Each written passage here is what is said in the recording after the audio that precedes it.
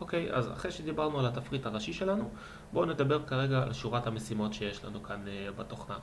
מי שעבד באוטוקאד יודע שיש שורת משימות שהיא די דומה במקרה שלנו כאן, והיא מסודרת בצורה היררכית. היא מוצגת כאן על ידי אייקונים, די נוח, די זהה למה שיש באוטוקאד, אבל הפונקציות הן שונות, מכיוון שרביט עובדת בצורה של יצירת המודלים שלכם, הפרויקטים בצורה תלת-מימדית, ולא בצורה דו-מימדית. אפשר לראות כאן בכל לשונית שהיא, תסלחו לי על האיטיות טיפה של המחשב, שהאייקונים האלה מסודרים בקבוצות, אוקיי? בקטגוריות מסוימות, וכל קטגוריה מאגדת בתוכה את הדברים הרלוונטיים אליה. בין אם זה קטגוריית הבילד, שהיא יוצרת לנו אלמנטים פיזיים של המבנה, אדריכליים, וכל מיני אפשרויות של הגדרת שטחים וחישובי שטחים וחללים בקטגוריה שנקראת Room and Area, שדרך אגב יש לה פה גם כן חלון גרירה נוסף עם עוד אופציות שהן פחות שימושיות, לא שהן פחות שימושיות, הן פחות שימושיות מהאופציות המוצגות לנו כאן, אבל הן גם שימושיות וגם משתמשים בהן לרוב. ואנחנו ניגע ככה בקצרה על מה כל אחד ואחד מהדברים האלה אמור לייצג. אז כפי שהתחלתי כבר, לשונית הארכיטקצ'ר יוצרת לנו אלמנטים שהם פיזיים, אדריכליים במבנה, קירות, דלתות, חלונות, קומפוננטים, עמודים אדריכליים, גגות, תקרות, דרך אגב שתי דברים שונים בהגדרה, רצפות, מערכות של קירות מסך והפאנלים והחלוקה בעצם של הקירות מסך שנוגעות אליהם, מעקות, מדרגות, רמפות, מודל טקסט, מודל ליין, קבוצות מודלים שהם בעצם זה דבר בפני עצמו שאני אגע בהמשך, אבל אפשר ליצור מודלים פיזיים של טקסטים למי שצריך, אני לא יודע, ראיתי את זה קיים במספר מספר משפחות שהורדתי מהאתרים השונים, וכפי שאתם יכולים גם לראות, רביט מאוד עוזרת לנו להבין מה בעצם אתם רוצים לעשות, כי מספיק שאתם מרחפים על האייקונים וגם יש לכם הסבר על הפונקציה הזאת וגם סוג של תמונה שמדגימה לכם, לפעמים גם סרטון שמדגים לכם על מה שאתם הולכים כרגע לבחור. אוקיי? אז זאת לשונית הארכיטקצ'ר שלנו. נעבור ללשונית הסטרקצ'ר שמרכזת בתוכה קטגוריות של קונסטרוקציות, החל מהאלמנטים המבניים הקונסטרוקטיביים במבנה, שזה קורות, קירות, עמודים, רצפות, מסבכים, מערכות קורות, foundations, יסודות לשלל צורותיהם, חיזוקים, זיון של בטון, אם אנחנו רוצים לזיין רצפה בברזלים, מאוד שימושי, קומפוננטים קונסטרוקטיביים. כאן גם יש דברים שחוזרים על עצמם מלשונית קודמת, פתחים בקיר, פירים, כלים מאוד שימושיים מי שרוצה ליצור פירים, פיר מעלית לדוגמה, ואתם רואים, רביט מאוד מאוד עוזרת לנו באינפורמציה שלה כלפי המשתמש.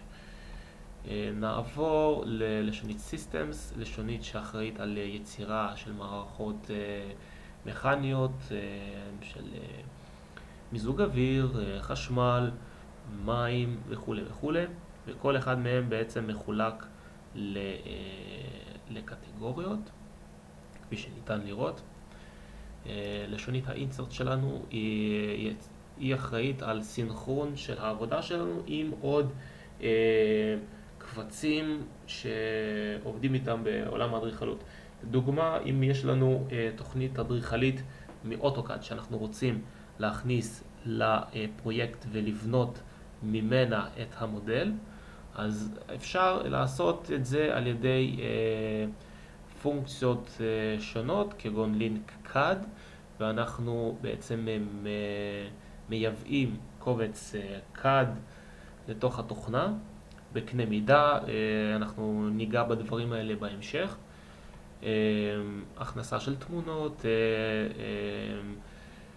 ארגון הקבצים האלה, די מעניין, די עוזר, ולרוב אנחנו נשתמש בפונקציות האלה. קטגוריית ה-annotation שלנו, בעצם המידע שהוא לא פיזי, הוא לא פיזי מבני, אבל הוא עוזר לנו כאדריכלים, כאנשי מקצוע, להבין מה בעצם יש לנו כאן, כגון מידות לסוגיהם השונים, מפלסים,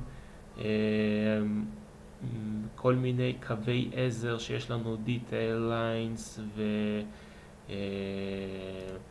field region, hatchים למי שמכיר באוטוקאד, קומפוננטים שהם דו-ממדיים.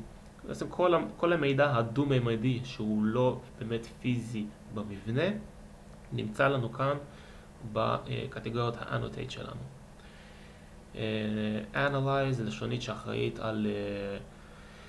על לעשות דיאגנוסטיקה של צריכה אנרגטית, של עומסים שונים, דברים שלי אישית פחות יצא להשתמש בזה, אבל אני מאמין שבמשרדים גדולים כן. אנחנו ניגע בזה בתקווה בהמשך.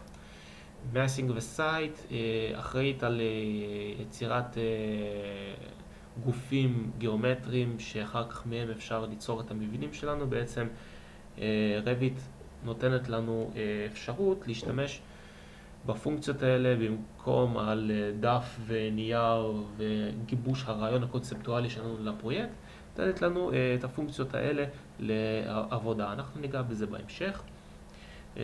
וגם סייט שהיא אחראית על יצירת הטופוגרפיות שלנו למבנה הדרוש. Collaborate היא לשונית שאחראית לעבודה ברשת של מחשבים. בעצם כל התהליך עבודה של הבים שנגענו בו בסרטון הקודם הוא נמצא כאן.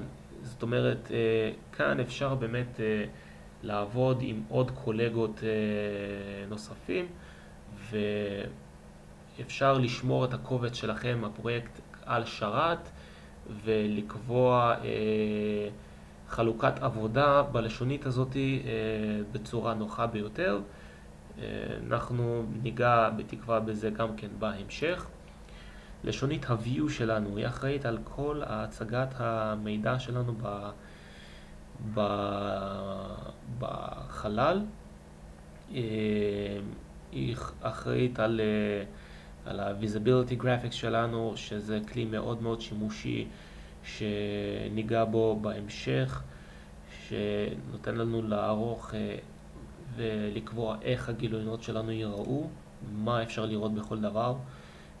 החל מ-thin lines, שזה כפתור של on ו-off, שנותן לראות אם אנחנו רוצים לראות את הקווים בצורה אחידה כדקים, או כפי שהם מוגדרים לנו.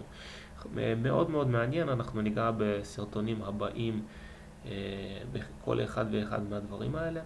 3D View בעצם נותן לנו לראות פרספקטיבות של המבנה, או יצירת מצלמות, או סרטוני אנימציה קצרים של מעבר בתוך המבנה. Section, גם אחד הכלים המאוד שימושיים לנו בתוכנה, יצירה של חתכים. נלחץ Escape רגע. Call Out, הגדרה של אזורים שאנחנו רוצים לתת אותם בהרחבה, אולי בקנה מידה יותר גדול, elevation, חזיתות, ועוד ועוד ועוד דברים נוספים שאנחנו ניגע בהרחבה בהמשך. לשונית ה-manage שלנו היא לשונית כללית כזאת שמדברת על... היא סוג של options אפשר להגדיר אותה, כי כאן אפשר להגדיר את החומרים שאנחנו בעצם עובדים איתם, את ה-snaps שלנו שעוזרים לנו להתמגנט, אם יש מילה כזאת, לנקודות מסוימות בחלל העבודה, בדיוק כמו באוטוקאד. ה-project information שלנו, פה קיים בעצם כל המידע שהוא מאחורי הקלעים, שהוא שם הפרויקט, כתובת, כל בעצם המידע שמופיע לנו בגיליונות העריכה אחר כך, אפשר להגדיר אותו פה. purge unused, במידה והקובץ שלכם תפח לממדים עצומים ואתם רוצים לנקות קומפוננטים משפחות, צריך כבר להתחיל להתרגל לזה כפי שזה נקרא, משפחות של מודלים. אנחנו רוצים לנקות את הפרויקט שלנו מדברים לא שימושיים, לא הכרחיים. אפשר כמובן להשתמש פה בפונקציה הזאת. additional settings, כל מיני הגדרות נוספות שאנחנו ניגע בהם בהמשך, כגון line styles, כמו שמוכר לכם באוטוקאד, line weights, patternים, הגדרות שמש, דברים מאוד מאוד מעניינים שניגע בהם בהרחבה בהמשך. אפשר פה כמובן, רביט נותנת לנו את מיטב הריאליזם האפשרי, ואפשר אפילו לקבוע כתובת מגורים וכתובת בעצם מדויקת על פי GPS ואינטרנט של השטח שאתם עובדים עליו כרגע, ומכאן הוא גם נותן את ההגדרות של השמש והצפון האמיתי של הפרויקט. מאוד מאוד מעניין. add-ins, במידה ויש לכם כאן תוספים שהורדתם לרביט, כל מיני כלים שעוזרים לכם במהלך העבודה, יש שפע של דברים כאלה. אני לא רוצה לגעת כרגע בדוגמאות, כי כרגע לי אין, אבל אני גם לא כל כך אוהב להשתמש בהם. אבל יש המון דברים שכן יכולים לעזור לכם, במידה ואתם נתקלים, אפשר להוריד ולהשתמש בפונקציות השונות. ואחרונה חביבה, לשונית ה-modify. לשונית ה-modify שלנו היא בעצם היא הכלי שאיתו אנחנו נעבוד הכי הרבה בזמן שלנו במהלך העבודה, ובלשונית הזאת אני אגע טיפה בהמשך.